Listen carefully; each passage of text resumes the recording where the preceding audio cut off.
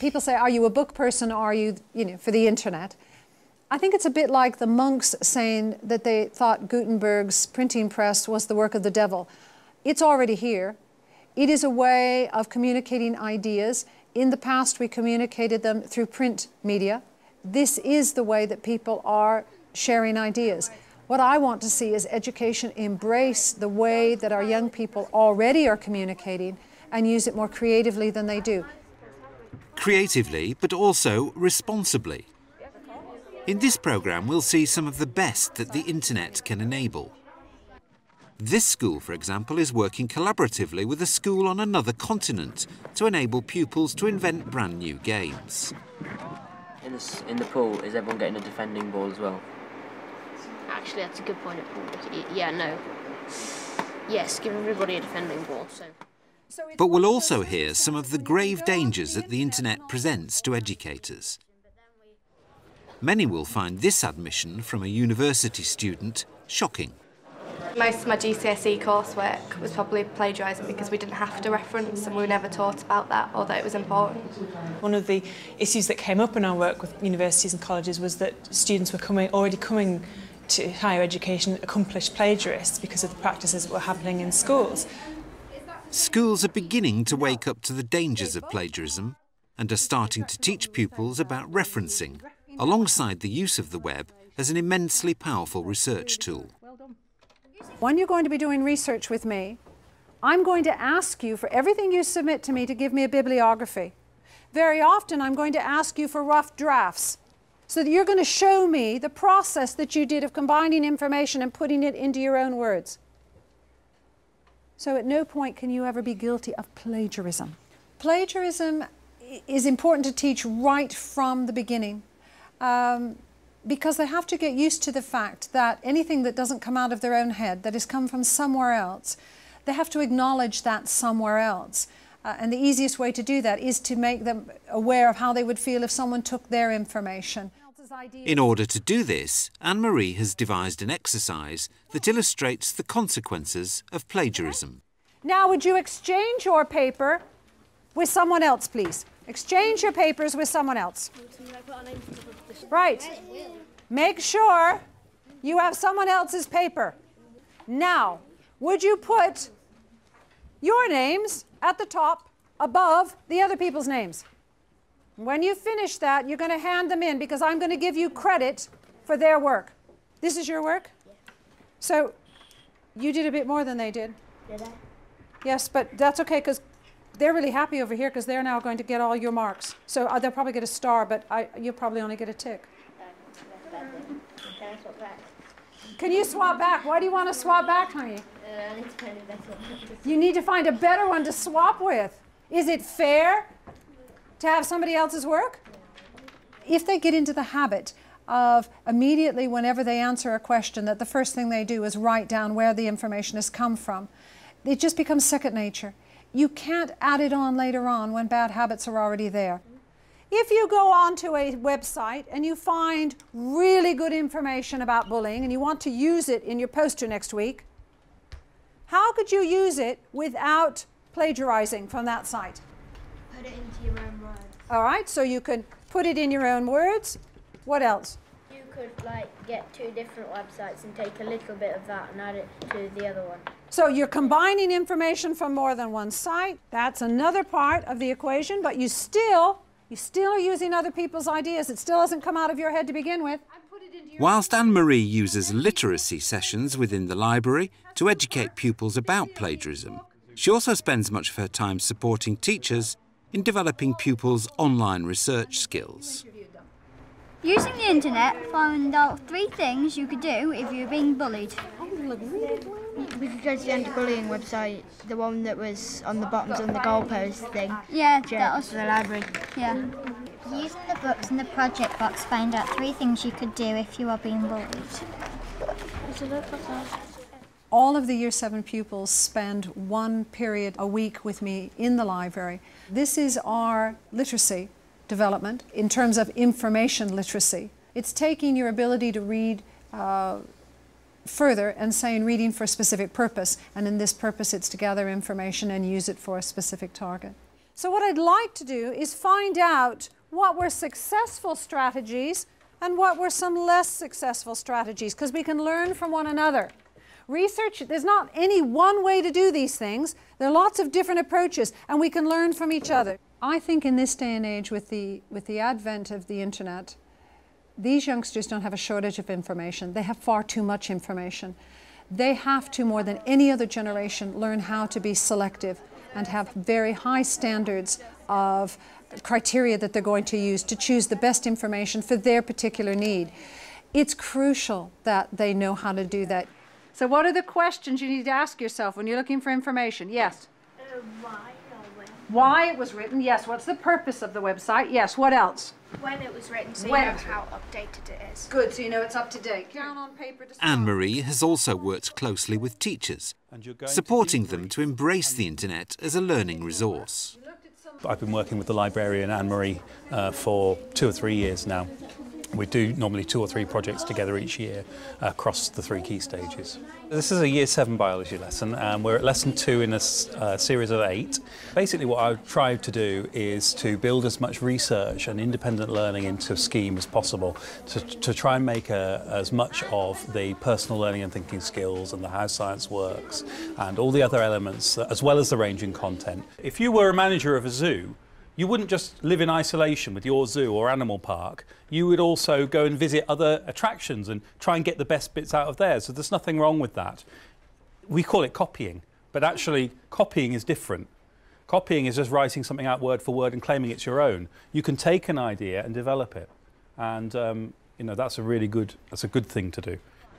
Running alongside this, and we're trialling it this year, is we're running a wiki, which is obviously a content-based website where the students have ownership of that, and there's 4 to a group. They can all have a password and a user ID for that, and they can log on to it and basically upload new resources, new ideas, even have conversations online at home about how their project is progressing, and they've really, really benefited from that. The wiki is a site that helps communication between pupils, so you can access it from home and then talk to each other and discuss projects. And it's also to give us information that we might not have got from school and get it at home. And it's also just a connection between sort of home and school and the pupils in school. I think the challenges of putting something like this on are actually confidence. The biggest thing is teacher confidence. Confidence in the resources, confidence in the idea, and also confidence to be able to communicate it to other members of your department that they can do it too.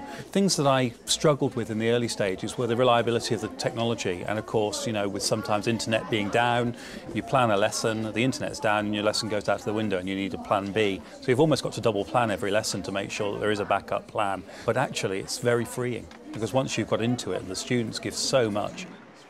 ICT has also been making headway as a research tool in one of the less obvious departments within the school, that of physical education. Let's play some games. Games are as follows. Southern Fried Chicken are playing Griffin. Smurfs are refereeing.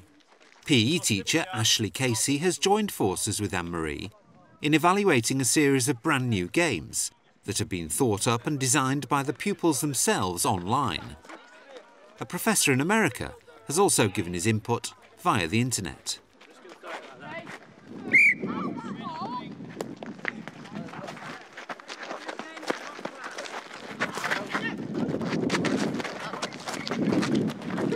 Anne-Marie mentioned the wiki site to me, and that kind of set a seed going, and it's taken me about 6 months to come to an idea exactly how to use it.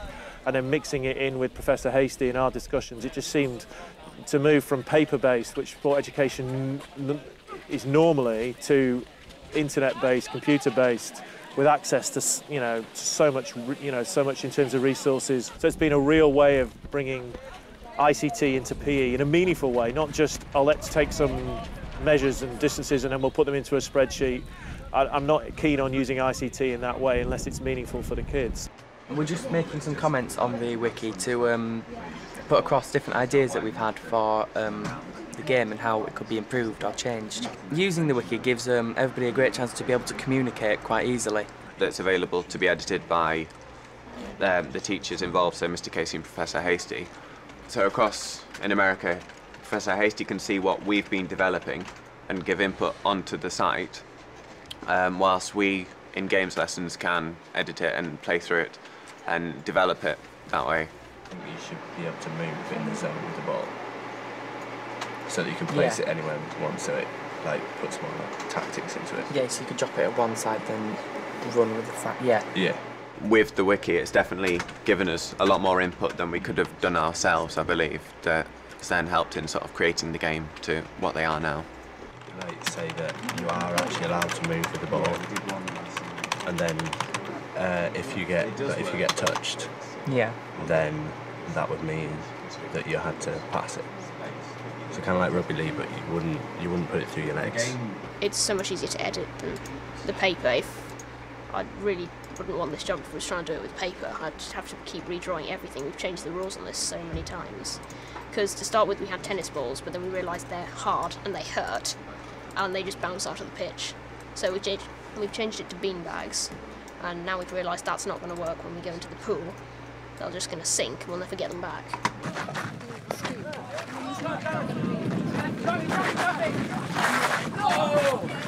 So, what do you think so far? I mean, it's gone really well. These two groups especially have bought into it a lot. I get such a buzz out of watching the fact that kids who I know are not particularly athletic, but because they are very IT, that's their strength is IT, suddenly they're bringing something to a games lesson. Well, I know that the kids perceive it as being the cool factor, because one of the lads stopped me in town and said they thought the wiki was really cool and they really, really enjoyed games because, that whole thing of they'd never done a wiki before as a way of collaborating together. So I think we managed to somehow amalgamate what in their eyes is new, cutting-edge IT things with traditional game setting. And I think it's challenging all different sorts of demographics in terms of what we're trying to do in PE. So much so that I think I might have convinced Siobhan to actually invest in our own wiki for the department, to expand it into teaching of GCSE and other aspects of the curriculum so that the kids get much more hands-on. I mean, I've been concerned that our youngsters get used to working as individuals. And so it's always about my own personal achievement. And in the world of work, very rarely do you work on your own in isolation and just you achieve. It is always a team effort. You're always asking colleagues to collaborate with you and to share ideas. And the wiki enables that in a way that even in the classroom, they don't necessarily do for peer pressure reasons, whatever, but they get home at night, they send an idea out on the wiki, someone else responds to it, and they somehow work at a much higher level. I think as we go on to sort of higher education, so through A-level and then onto universities, having the knowledge and the ability to use the internet as research already would definitely be helpful in that sense, that we're able to perhaps not just use it for research but communicate with other people that can then better our understanding of stuff. As the internet is being increasingly used for research purposes by students, schools are facing pressure to react to the risks of plagiarism. The surveys that were done back in sort of 2001 by Don McCabe in the US indicate that there was quite a high level of plagiarism both in schools and universities. Institutions are very concerned about it. Institutions believe they've got a very big problem. And at the beginning of this year, the ATL, the Association of Teachers and Lecturers, did a survey of 300 sixth form teachers, and that survey said that 58% of them believed that plagiarism was a big issue. In response to this increasing concern within schools about plagiarism, free workshops have been held across the country. The first session of the day, as I said, we're looking at what is plagiarism, because you can't really have any discussions about plagiarism issues, think about any solutions before you've actually got a clear idea about what it is you're talking about. The workshops came about from previous work that I've been doing, looking at plagiarism issues within higher and further education, and we decided to see if there are similar sorts of issues within schools as compared to higher and further education. But we did have trouble actually getting to school teachers through issues of releasing them their staff time, and also the recognition that plagiarism is actually an important issue. But we did get a lot of librarians attending. So this particular programme has been targeted at school librarians with a view to them taking the issues back to their schools. It's almost sometimes as if the idea of copying things from the net is endorsed by the work that's given out by the teachers themselves. There's instances all the time of people's good coursework and good essays actually being photocopied and given out by staff without the students' permission. The first thing that any institution needs to do is ensure that students have the correct skills and that they're properly informed about the expectations of them when they're doing assignments, of course. Especially if the process that they're used to for creating a piece of work is going to the web and just pulling it together. And I think this is why it's so important to deal with this in secondary education, especially now where there's potentially quite a big gap between the sort of culture that the students are used to and working with online and their tutors. In your pack there is a sheet of paper called Plagiarism, Where Do You Draw the Line? So we're going to let you decide whether you think it is or isn't plagiarism. There is no off-the-shelf solution to the plagiarism issue, unfortunately, as much as people would like one.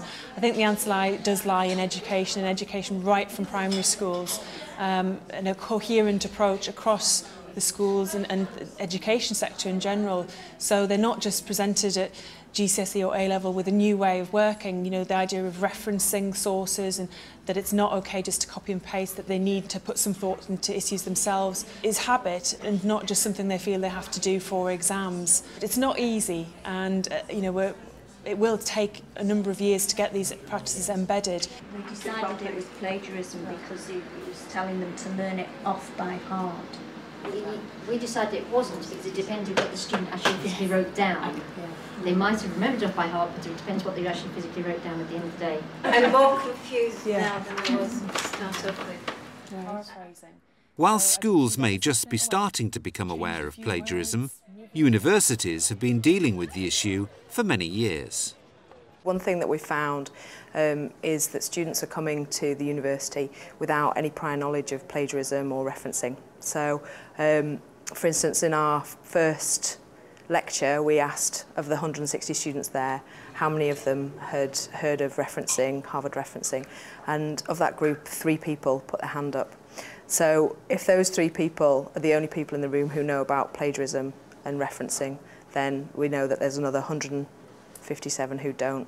And that's why I think it's essential that we give them the tools to realise what is plagiarism, teach them how to reference correctly, because if they do it and they do it seriously, then potentially they could be thrown out of university. Until we came here, I'd never done anything on plagiarism. The coursework at school, you didn't have to bother about it. Most of my GCSE coursework was probably plagiarising because we didn't have to reference and we were never taught about that or that it was important. I think definitely at least on A levels they should cover this subject because it is majorly important. You can be kicked out from uni from anywhere because of that. And I think it's hard coming to uni and having to learn a completely different way of writing an essay when you've got so used to doing it another way. If you'd just always done it that way, it'd already kind of be in there. At the University of Leeds, a study skills workshop has been introduced for some first-year students, specifically to tackle their lack of awareness about plagiarism. OK, so today what we're going to look at is the skills needed in writing a bibliography. That's referencing within the text and also including the bibliography at the end of the essay. The aim of this is to give you the skills needed to produce good work and also to avoid the problems of plagiarism. Has anybody here done any skills work at school, which has given you the background for avoiding plagiarism and doing bibliographies? A couple of you, right. So for the rest of you, it's to fill these gaps so that you have these skills throughout your university career. The reason why I was asked to develop the module was because we were trying to bridge a gap really between historically students were coming to university with some study skills that now they don't necessarily have.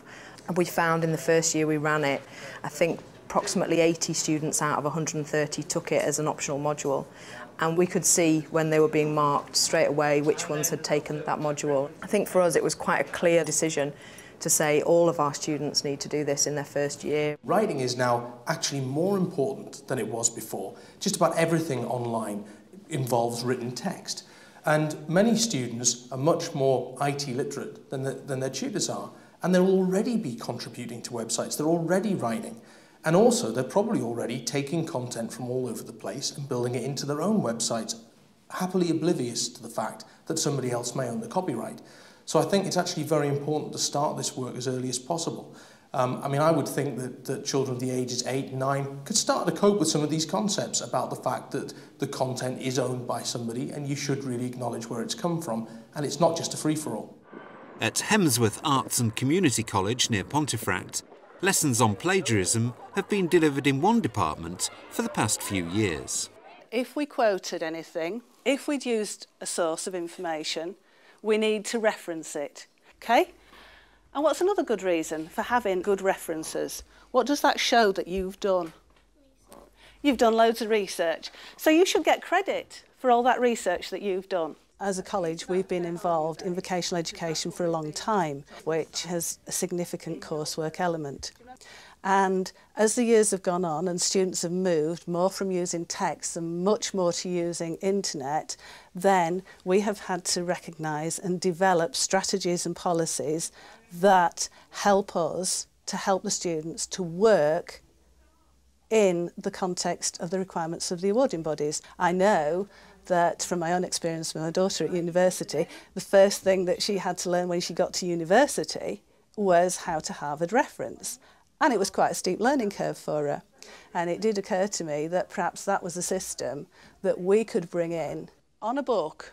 A book's published in 2005. It's quite easy to find the date. Does that book change? No, because once that book's published, there it is. Somebody can always go and get it, can't they? Yeah? What about website? It changes. It changes, right? So, what do you think you might have to say in your bibliography? Because you know that websites change. What day you took it off that website? Excellent. That's exactly right. You need to say exactly when you took that information from the website. What we need our students to be able to do is to avoid any suggestion that they have plagiarised other people's work. And one of the ways that we can do that is to teach them to recognise that they have used the work of others. And it is important that we actually teach them this skill. Many of them haven't done coursework before, and it's the first opportunity they've really had to do extensive research. And as a consequence, they do actually need to be taught how to reference and give credit to the work of others. Summarise the final paragraph. So you see this here. It goes on for 1, 2, 3, 4, 5 lines. So do I have to copy that out? No, if you copied it, that wouldn't be summarising it, would it? If you summarise something, what do you do? I don't know, make it shorter. That's right, exactly right. You make it shorter. If somebody would have said to us before we'd had this lesson that we were doing plagiarism in our coursework, then we just wouldn't have had a clue what they were on about. But now, if somebody come up to us and said, you've got plagiarism in this piece of work, we'd know what to do about it and we'd know how to change it. If I didn't know about it, then I'd be doing it without noticing it, and then that's when I'd like lose marks and stuff on my exams for doing it. We've got to do a lot of research and we are copying a lot of things from other people's work. So it's useful to know that if we do that, we've got to put where we got it from, because I won't doing that in the first place. In terms of plagiarism, we're just sort of dipping our toe in the water, really. We have got the Vocational Studies Department that have actually done an awful lot on this, but we're at the stage now where we're starting to roll that out to other areas. So, for example, the Maths Department, Science Department are involved with Judith and her team. And, you know, there's no point in reinventing the wheel. If Judith's got a good system, then, you know, other people can learn from that. OK, Andrea, so what I was thinking was today might be a good idea if we just caught up with each other about where we both are in terms of dealing with plagiarism. Well, what we've done is we've developed a booklet like you have in your faculty and in science, and we've actually developed that specifically for the scientists. I think you've got to look at each department's sort of workload and look at where their priorities are and talk to them about whether or not this is an issue for them. And, you know, some people it may be just raising awareness of it altogether, but for some people they may have already started and not be aware that Judith's doing lots of things, and it could save them an awful lot of time and effort by just simply having maybe a 15-20 minute conversation with Judith or somebody in that team. So one of the things that we found with students is they're very good at bibliography, but one of the things that it's quite hard for them to get a grasp of is how to actually cite in the text. So I've just started doing some little citing exercises so they get the idea of putting a name, and they can now do et al. And the date. So I don't know whether you might want to sort of look at doing something like that I as will. well. I'd be interested in coming and having a look at what you're actually doing with them and then actually doing that within science. The students are more confident when they go to university because they've had the opportunity to develop good practice, to organise, to evaluate their work and to reference it. We know that it's not up to the standard of a university when they leave, but we do know that they're ahead of the game. You've actually taken the key areas that you're looking at for your essay and you've put each of the websites under the topic. So why did you do that?